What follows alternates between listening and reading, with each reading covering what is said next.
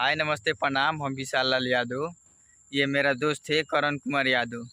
तो देखिए मेरा गांव का चौरा कितना बड़ा है। इसी चौरा में हम लोग का खेती होता है। तो बोलो गलू कुछ। विशाल लाल यादव ये गाना सुनाने जा रहे हैं। हमनी के यारी कब ना छूटी। सुनाओ। सुनाइए। तो ये मेरा दोस्त बोल रहा है कि विशाल भाई गाना एक सुनाओ ना। तो मैं सुनाता हूँ।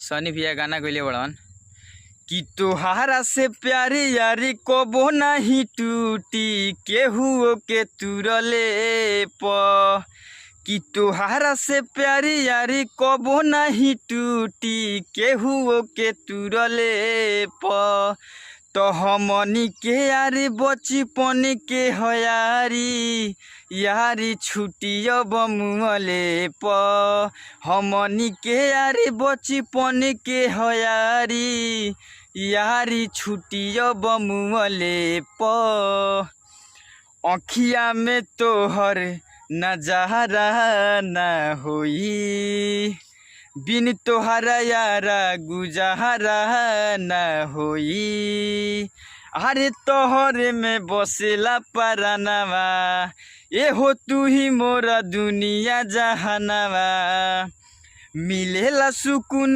बड़ी दिलवा के भीतरी बोलिए सुनले प तो हमनी के यारी बचपन के हयारी यारी छुटिया बमुअले प हमनी के यारी बचपन के हयारी यारी छुटिया बमुअले प।